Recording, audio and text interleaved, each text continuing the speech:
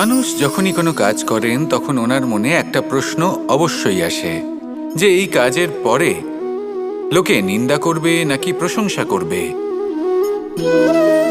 এই বিষয়ে ভাবতে ভাবতে ওনারা এটা বুঝতে ভুলে যান যে নিন্দা এবং প্রশংসার বিষয় ভেবে ওনারা নিজেদের একাগ্রতা এবং সমর্পণ দুটোই হারিয়ে ফেলেন।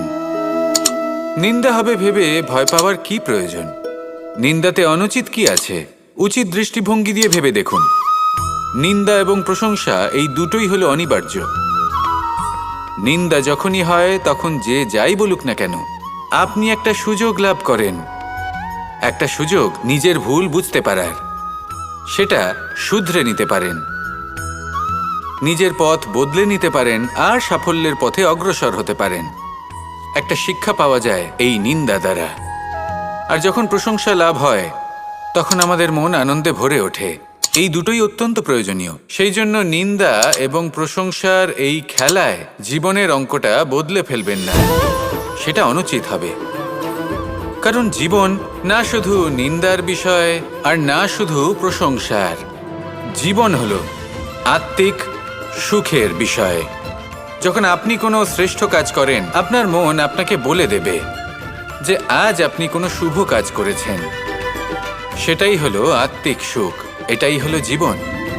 তাই নিন্দার মাধ্যমে যে দুঃখ জীবনে আসে বা ফেলে আসা অতীতের জন্য আপনার জীবনে যে দুঃখ আসে সেগুলো ভাবা বন্ধ করে দিন আর কর্ম করুন এই বর্তমানের জন্য, আগামী ভবিষ্যতের জন্য। আসুন আমার সাথে ভালোবেসে বলুন রাধা রাধা। দেখুন, এটা তো সবাই করে থাকেন। ধনের কামনা করা, ধন অর্জন করা, ঈশ্বরকে ধন্যবাদ জানানো,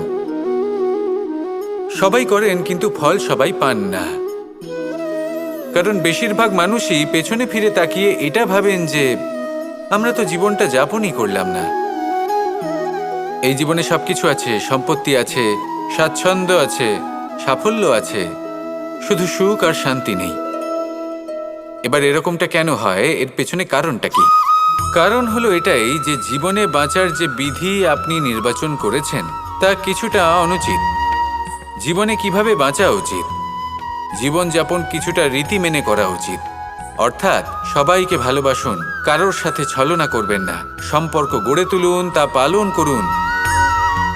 যদি ধন অর্জন করতে চান তাহলে নীতি মেনে করুন, ভেবেচিন্তে পরিকল্পনা করে। আবার বলবো, কারোর সাথে কোনো ছলনা নয়, কোনো অনুচিত কর্ম করবেন না ধন অর্জন করার জন্য। আর যদি ঈশ্বরকে ধন্যবাদ জানাতে চান তাহলে প্রীতি দ্বারা করুন। আর যে ব্যক্তি রীতি, নীতি আর প্রীতি এই তিনটি ভাব বুঝে উঠতে পারে এবং তা আত্মসাৎ করে নিতে পারে, তার অতীত, ভবিষ্যৎ এবং বর্তমানকাল সবকিছু সংযত হয়। আপনি কিভাবে জীবনযাপন করতে চান, কিভাবে ধন অর্জন করতে চান, ঈশ্বরকে ধন্যবাদ জানাতে চান, নির্বাচন আপনার।